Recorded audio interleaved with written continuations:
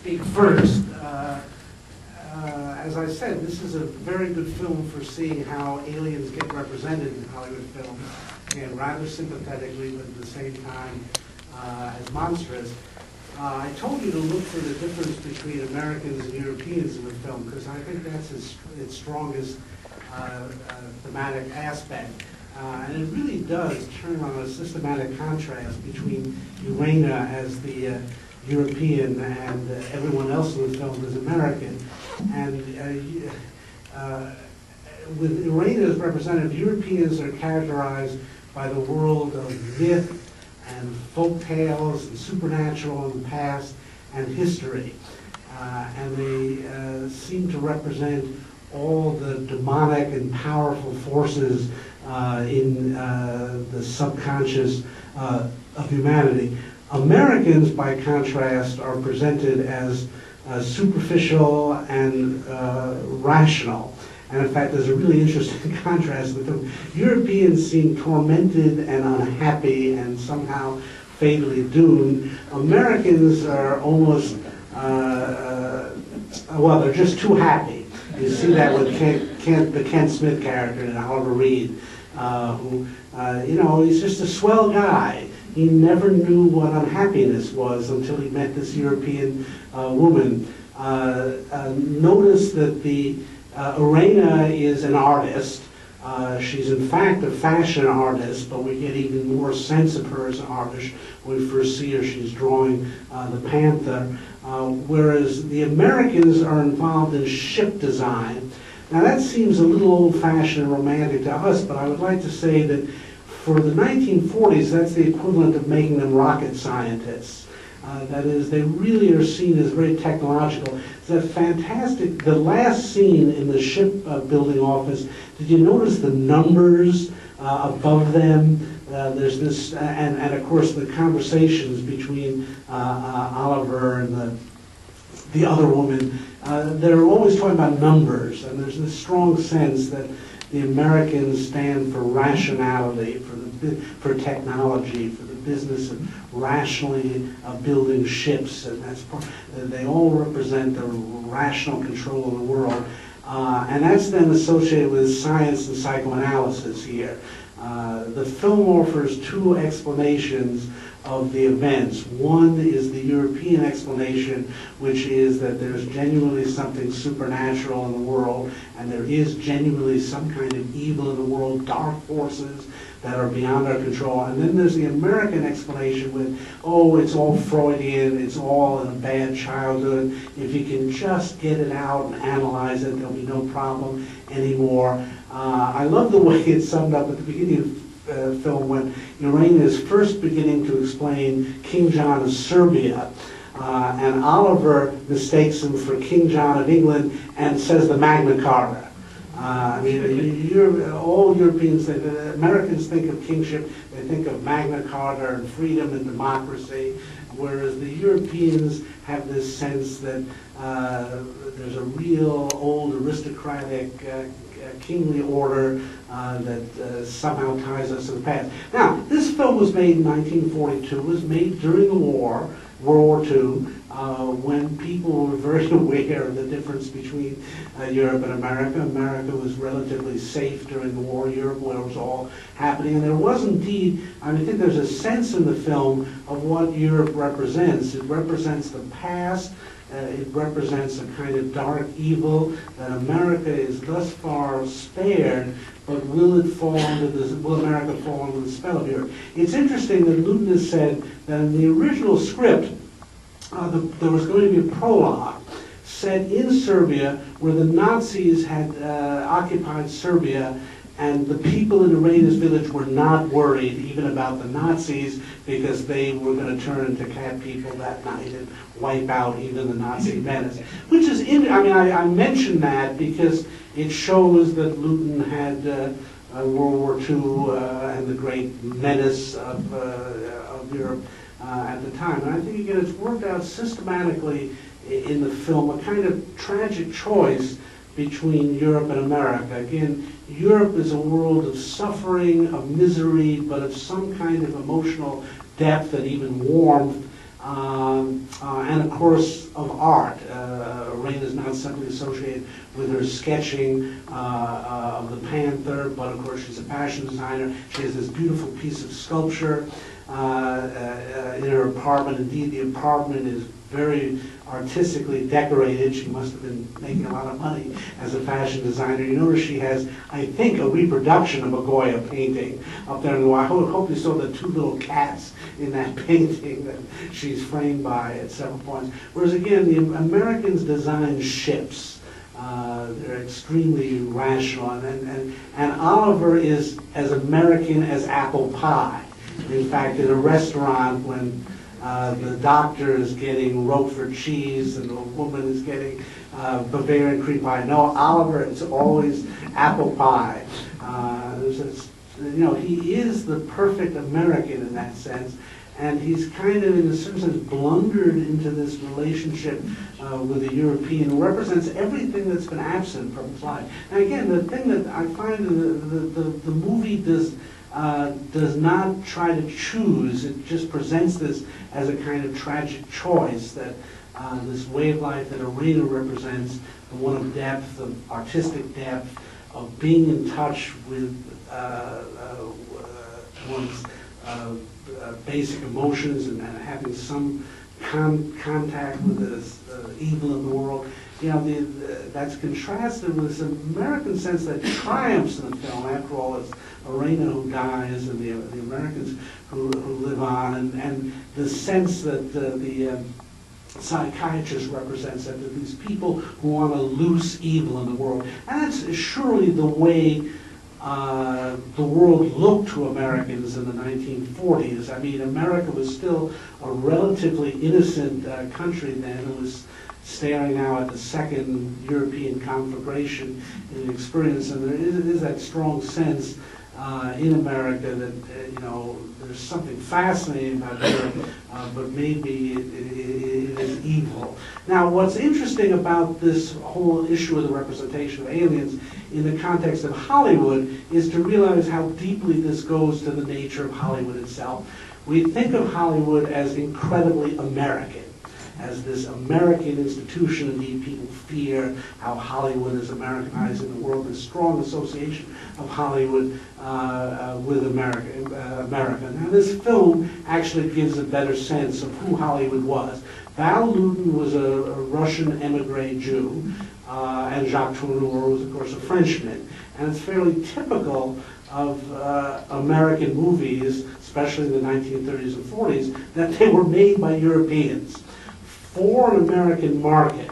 But of course, the studio heads were largely from immigrant Jewish families in Hollywood in the 30s. Many of the directors had come over from Europe as early as the 20s, increasingly in the 30s, especially as Hitler made it difficult for directors of Jewish descent to continue in Europe. So you had an incredible pool of European talent working on American films and trying to create films that were American for Americans, but you see quite a degree of culture, European culture in these films. And I think a lot of films from the 30s and 40s deal on this contrast. There's a film, curiously, it's called The Black Cat, by another European emigre named Edgar Homo. It was made in 1934. But it also turns on this contrast between sophisticated, cultivated, artistic Europeans and rather naive, optimistic, superficial Americans. And it's no accident that Hollywood was producing those films. You had all these artistic types having come over from Europe, faced with the American market, finding it superficial by comparison with what they were used to. And so we get a lot of remarkable films coming out of Hollywood in the 30s and 40s that draw deeply upon European culture and nevertheless shape it for an American market. Again, the fact that this movie ends with a quote from John Donne, and has that Goya painting in it, and draws upon Serbian history.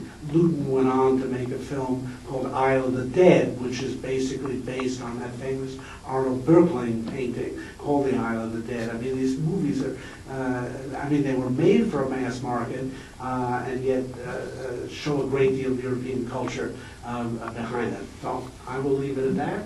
Turn it over to Margarita.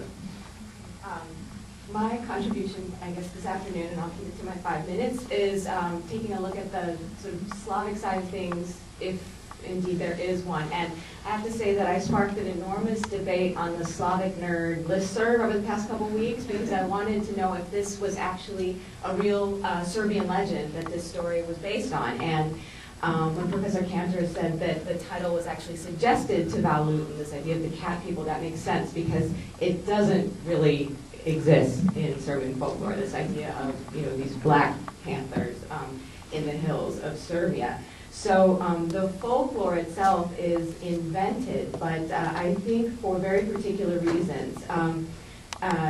So Val Luton was indeed from Russia. He was born in Russia, emigrated when he was very young, and by that point, although he was of Russian Jewish descent, his family had 1 or 2 generations previously, I think, actually converted to Russian Orthodoxy. So this issue of assimilation and complicated and ambiguous identity was something that he grew up with, and something that I think actually is presented in this film. And even though he's the producer, it's interesting. I mean, most people agree that the mark that he left on the films that he produced was distinctive, and he actually helped Bodine to write the screenplay, kind of suggested it to him.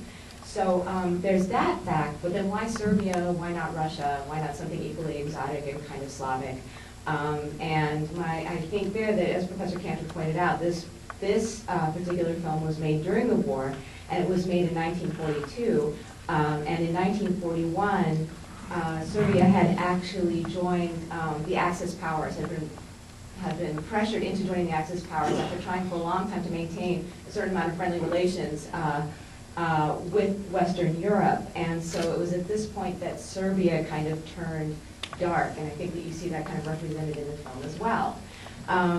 Let's see, some other things that I wanted to point out too that are, well, Russian or distinctly kind of Slavic. Indeed, there were many Russians in Hollywood at this time, and one of the sort of ironies, tragic ironies, was that a lot of the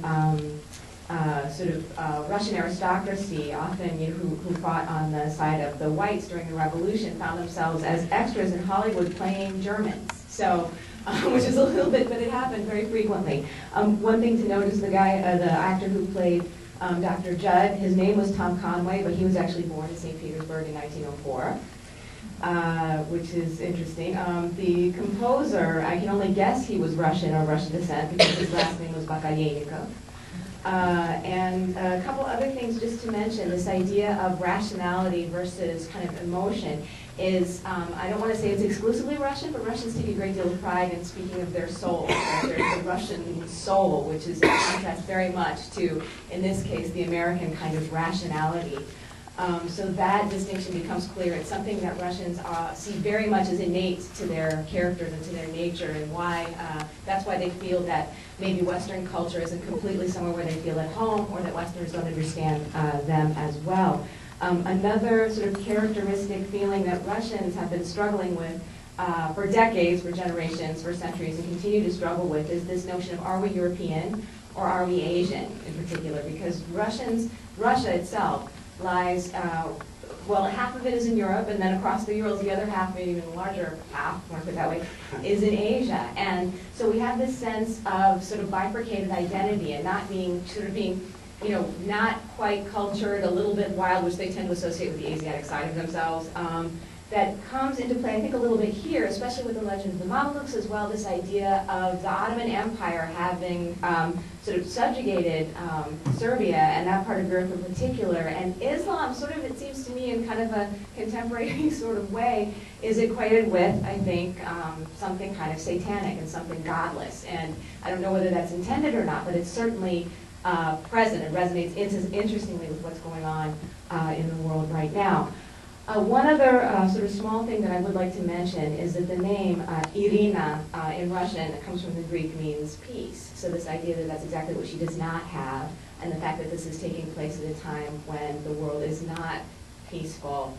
She's kind of embodying, obviously within her, conflicts between the two halves of herself, but also the conflict that I think was going on in the world at the time. And I want to leave it there in case there are questions.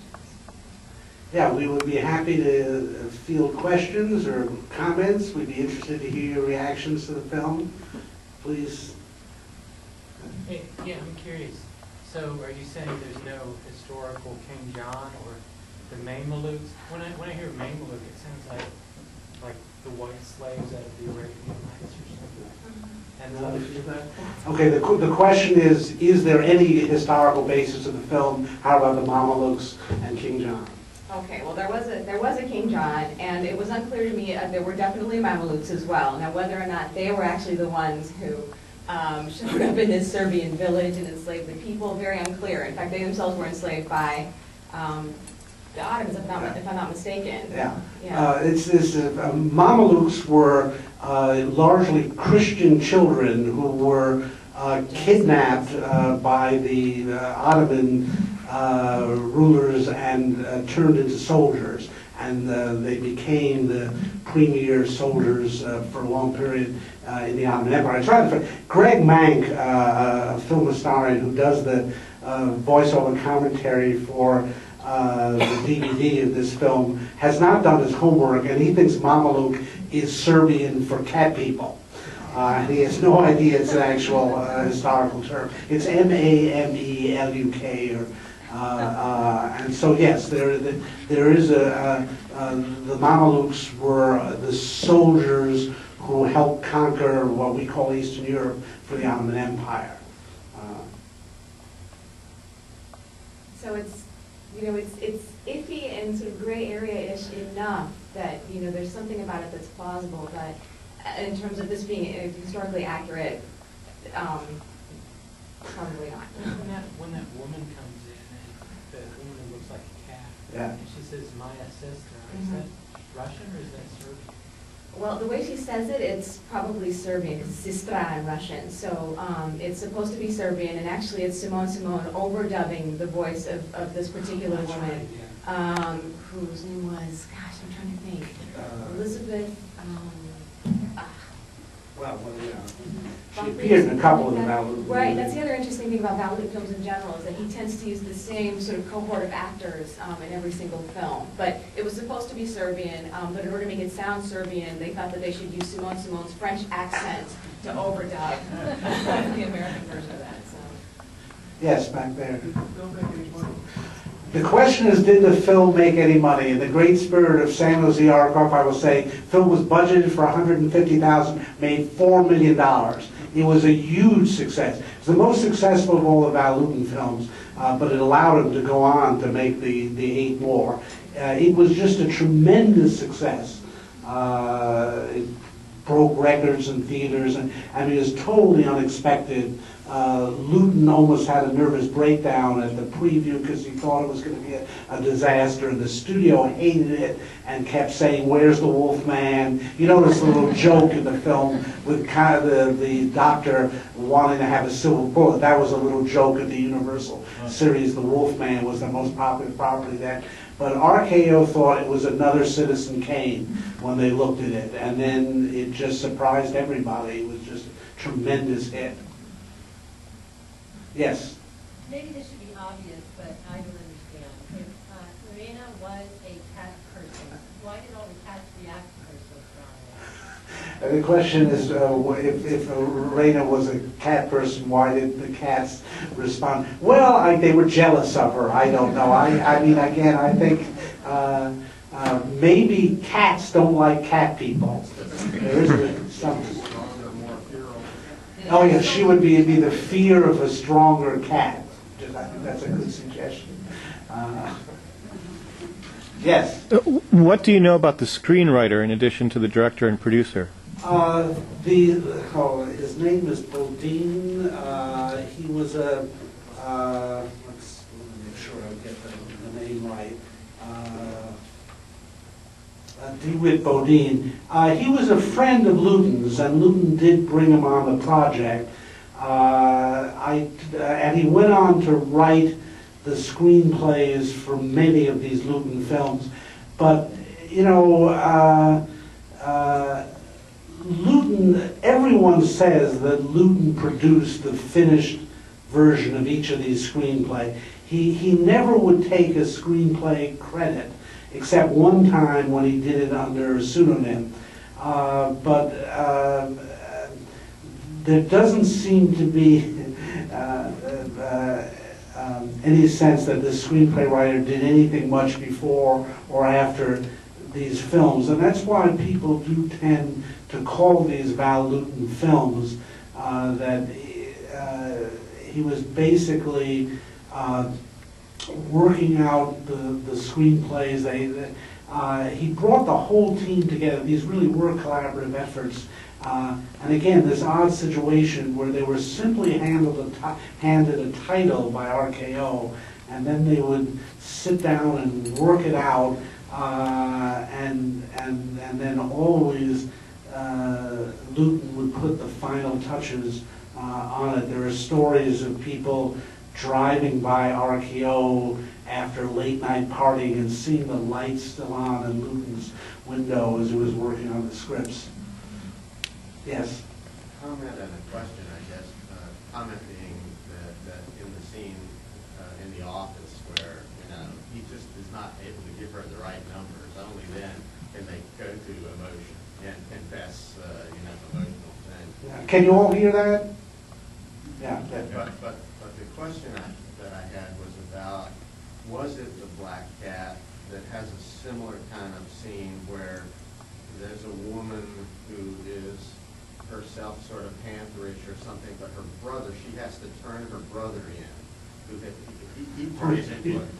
That's the remake. You're thinking of the Paul Schrader remake, when Malcolm McDowell is the brother.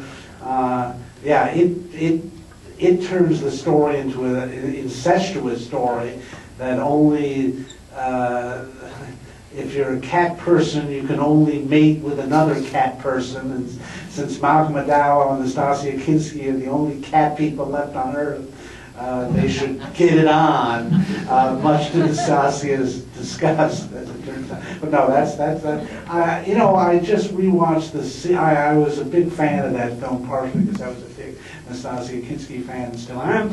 But I watched it. It looks a bit cheesy now by comparison with this. You appreciate it's a totally over-the-top film, as Paul Schrader's films often are. And I feel it suffers by comparison with this, which shows the virtues of restraint. You know, that bath scene where she doesn't have to take off all her clothes for us to get the point that she feels polluted. And the restraint that's also caused by having a very limited budget. I mean, what Val Luton manages to do psychologically, to infer, to suggest to us something terrifying, and then leaves it to us to sort of finish that thought in our minds is really kind of amazing. So. Yes? Is this probably the basis of any kind of contemporary feminist critique or comment? You know, like, oh, this is how women are portrayed, that men are afraid of women. I mean, sort of, if you combine psychoanalysis and feminist critique, is there any scholarship in that? Oh yes, there's lots of feminist writing on this film, and for very good reason. I mean, it certainly can be viewed as a masculine nightmare of women, that they're going to turn into animals and destroy you. On the other hand, I think you could read it as a very sympathetic treatment of women, of a woman trapped in a marriage. In fact, I mean, not to go psychoanalytic, but Luton's father died when he was very young. He was raised by women. The standard line on him is that he had far more interesting female characters in his films. I mean, you know, the Ken Smith, the Alariga is really a bit of a dud. And Irena is obviously the most interesting character in the film, and that's generally true in his films, that the women are the most interesting characters and also the most powerful characters. So, I mean, again, if you have, for one thing, I keep forgetting it, the other woman is a working woman who's actually working in a engineering firm. And although you can say, okay, she's taking down the numbers, you know, she's catching Oliver when he's wrong. And you could say you're seeing working women in his films, interesting women, very powerful women. Now, there are certain, you know, in some ways there's a certain masculine fear of a powerful woman in the film. But he, you know, he was making films with more interesting female characters than a lot of other people in Hollywood. The sequel to this film, Curse of the Cat People, one of the worst titles ever, is about the child of Oliver and the other woman who grows up haunted by Irena.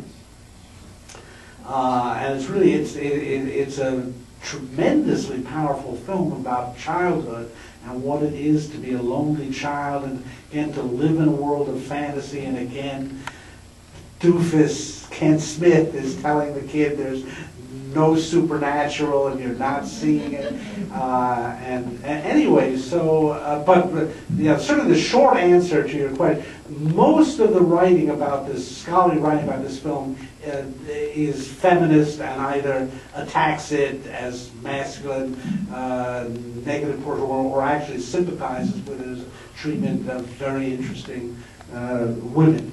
Just a brief follow-up on that too. One critique basically blames Oliver as having passive-aggressively brought all of it upon himself. So that's one of the, you can sort of, if you look at the film from that perspective, there are certain moments when if he had sort of understood what was going on a little bit better or hadn't somehow been sort of manifesting his own frustration in that very sort of passive way, apparently. There's some critics who think the plot could have turned differently. And just another comment about Luton's growing up. His aunt, he was raised by his mother and his aunt, and his aunt was made a very notorious and famous career for herself in Hollywood as an actress. Her name was Alma Zimova.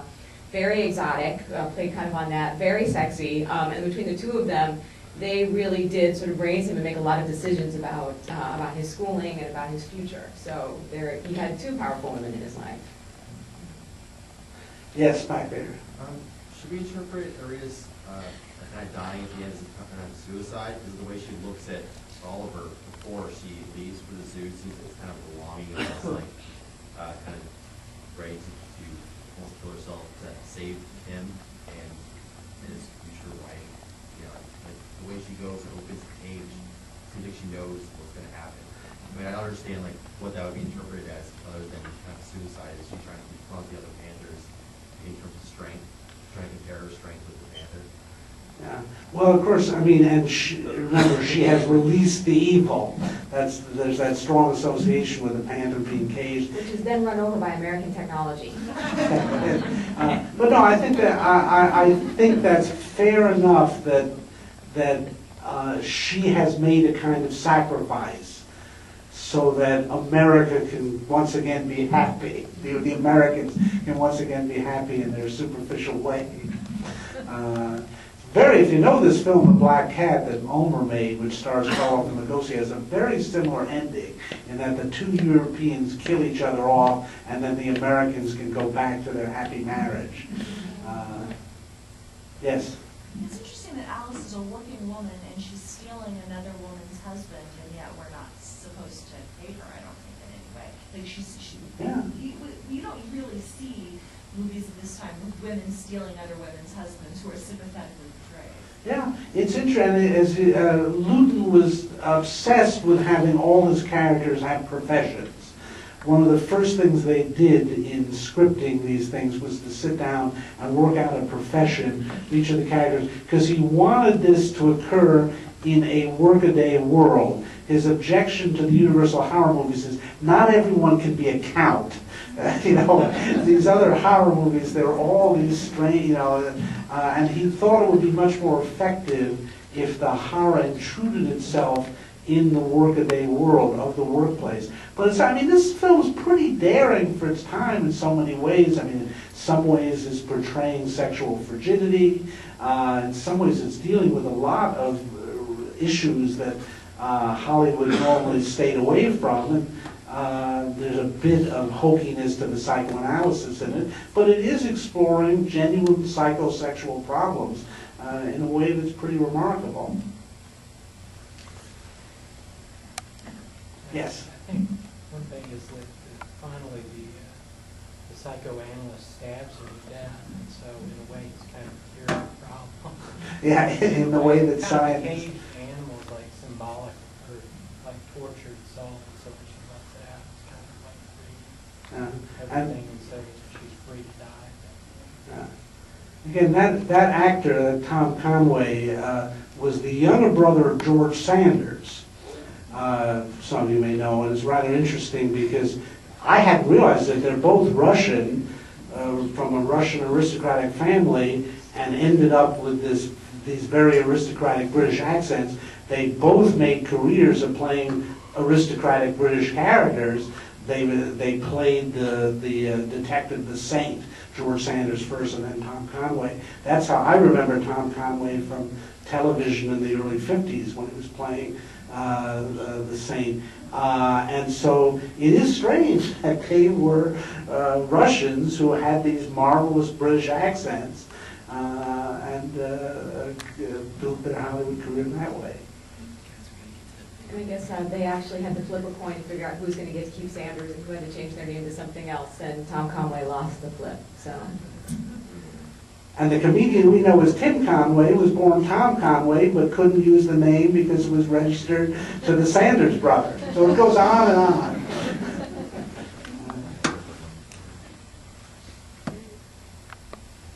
Any other questions? Okay, well, thank you. That's some very interesting comments.